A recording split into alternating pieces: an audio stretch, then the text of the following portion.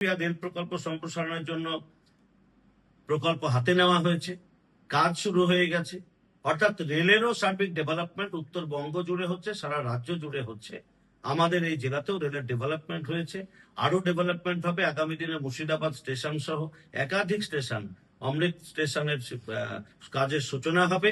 আমরা সেই অপেক্ষায় রয়েছি, কারণ দ্বিতীয় ফেজে এই কাজগুলো হওয়ার প্রথম ফেজে আপনারা জানেন যে আমাদের আজিমগঞ্জ জংশন স্টেশন হয়েছে। পঞ্চায়েত ব্যবস্থায় আমূল পরিবর্তন করেছে। আপনারা দেখতে পাচ্ছেন পশ্চিমবাংলার বিভিন্ন গ্রাম পঞ্চায়েতে প্রধানেরা যাচ্ছে না, উপপ্রধান যাচ্ছে না, সরকারের কাজ থমকে যাচ্ছে।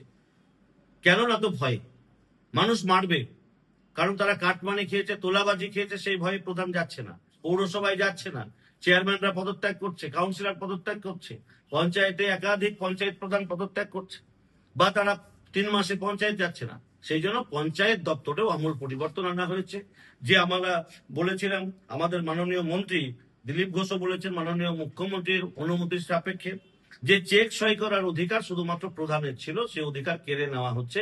যে প্রধান পঞ্চায়েতে আসবে না, চেক সই হবে না, তার ফলে সরকারের টাকা এসে পড়ে থাকবে, কাজ হবে না, মানুষ বিপদের মধ্যে পড়বে।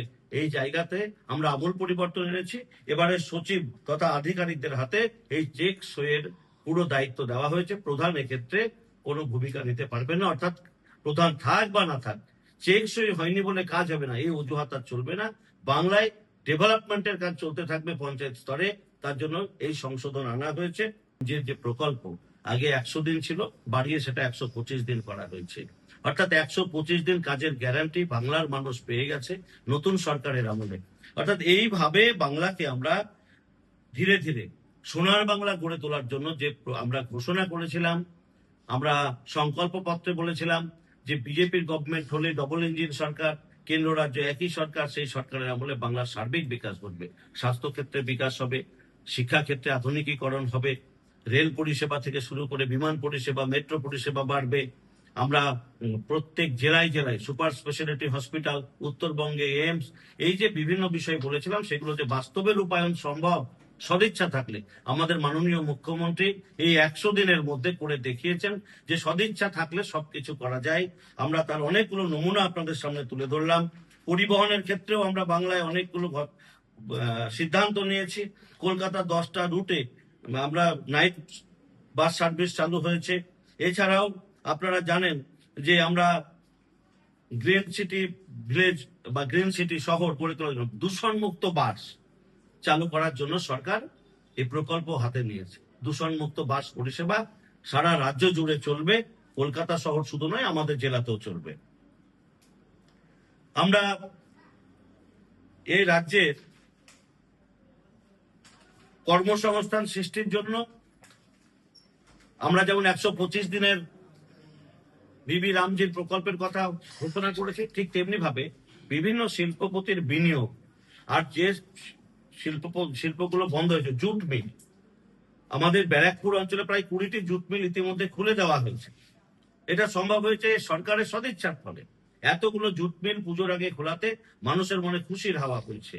আজকে চাষিরাও জুটের দাম পাচ্ছে। আপনি ভাবুন, আজকে যে পাট গত বছর এই সময়ে 4,500, 4,700, 5,700-তে বিক্রি করতে পারে না। আমি চাষি ঘরের ছেলে, আমার জমিতেও পাট চাষ হয়। অনেকে অনেক ভিডিও করে ছাড়ছে, চাষি আত্মহত্যা করতে যাচ্ছে, চাষি লোন নিয়ে চাষ করে লস খাচ্ছে। এগুলো সব ফেক ভিডিও। এগুলো টিএমসি বামপন্থীরা এগুলো করাচ্ছে বিজেপির দুর্নাম করার জন্য। আজকে এতগুলো জুট ইন্ডাস্ট্রি খুলেছে বলেই আজকে জুটের এই দাম।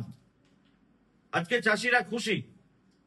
পাটের যে দ্রব্য মূল্য, আজকে যে মূল্য চাষিরা পাচ্ছে, এটা বিগত 50 বছরে এই পাটের দাম কোনোদিন চাষিরা পায়নি, না বামেদের আমলে, না তৃণমূল কংগ্রেসের আমলে। তা আজকে এতগুলো জুট মিল বন্ধ হয়েছিল কেন? যে বামপন্থীরা এত চিৎকার করছে, রাস্তায় নামছে, তারাই তো মানুষকে হকার তৈরি করেছে। এই বামপন্থীরা 34 বছরে পশ্চিমবাংলার মানুষকে হকারি আর ভিখারি এই দুটো শিখিয়েছে। তারা কর্মসংস্থান থেকে মানুষকে তাড়িয়ে দিয়েছে। তারপরে যতটুকু অবশিষ্ট ছিল তৃণমূল কংগ্রেস ধ্বংস করেছে। তাই আজকে বাংলা জুড়ে হকারি, ভিখারি, পরিযায়ী শ্রমিকের প্রাদুর্ভাব। লজ্জা লাগা উচিত তৃণমূল কংগ্রেসের বামপন্থীদের, যারা আজকে বলছে বিজেপি হকার মুক্ত করতে গিয়ে গরিবের পেটে লাথি মারছে। গরিব হলো কেন? 34 বছর সরকার চালিয়ে মানুষ গরিব থাকলো কেন? এর জবাব তো সিপিএম কমিউনিস্টদের দিতে হবে। তোমরা আজকে 3 মাসের সরকারের বিরুদ্ধে মানুষকে উস্কিয়ে দিচ্ছ, তোমরা 34 বছরে মানুষকে কেন কর্মসংস্থানের পরিবেশ দিতে পারোনি? কেন 34 বছরে বাংলায় শিল্প ইন্ডাস্ট্রি গুলো বন্ধ হয়েছে, কেন নতুন শিল্প ইন্ডাস্ট্রি চালু হয়নি? এর কৈফিয়ত তো সিপিএম কে দিতে হবে, এর কৈফিয়ত ফরওয়ার্ড ব্লককে দিতে হবে, সিপিআই কে দিতে হবে। 34 বছর ধরে গরিবের টাকা লুট করেছো, একাধিক কলকারখানা তোমরা বন্ধ করেছো, মানুষকে হকার হতে বাধ্য করেছো, আর জুট মিল বন্ধ, এই মিল বন্ধ, সেই মিল বন্ধ, মানুষ পেটের দায়ে রাস্তায় বসে হকারি করতে বাধ্য হচ্ছে। মানুষ ইচ্ছাকৃত রাস্তায় বসেনি। আমাদের সরকার হকারের পেটে লাথি মারার জন্য নয়, আমাদের সরকার বলে যে যানজট মুক্ত করার জন্য হকারদের সরিয়ে তাদের বিকল্প ব্যবস্থা দেওয়া হবে। এই শহরেও হবে, এই শহরকে আমরা হকার মুক্ত করব। রাস্তায় হকারি করতে আমরা কাউকে দেবো না। তার মানে এই নয় যে তার পেটে লাথি মারা হচ্ছে। সিপিএম হকার তৈরি করেছে, আমরা সেই মানুষকে ফুটপাথ থেকে তুলে নিয়ে গিয়ে সুনির্দিষ্ট জায়গায় দোকান করে দেব, যেখানে সে দিন রাত 24 ঘন্টা ব্যবসা করতে পারবে। এটাই বিজেপির সঙ্গে সিপিএম এর তফাৎ, এটাই বিজেপির সঙ্গে তৃণমূলের তফাৎ।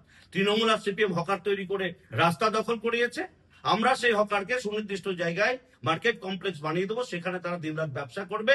আর সিপিএম এটা মানুষকে গিয়ে বলছে, দেখো হকার উঠিয়ে দিচ্ছে, তোমাদের পেটে লাথি মারছে। এই তৃণমূল কংগ্রেস, এই সিপিএম, এরা একই টাকার এপিট আর ওপিট। এরা প্রত্যেকে গণতন্ত্রকে হত্যা করেছে, খুন ধর্ষণের রাজনীতি করেছে, মানুষের ভোটাধিকার কেড়ে নিয়েছে, মানুষের উন্নয়ন থেকে বঞ্চিত করেছে, গরিবের উন্নয়নের টাকা আত্মসাৎ করেছে।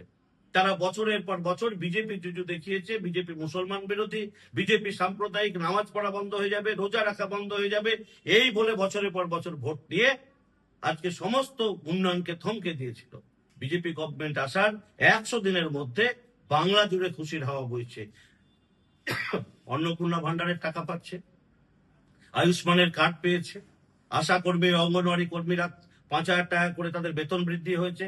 আজকে যারা প্যারা টিচার তাদের বেতন বৃদ্ধি হয়েছে, সিভিক ভলেন্টিয়ারের বেতন বৃদ্ধি হয়েছে।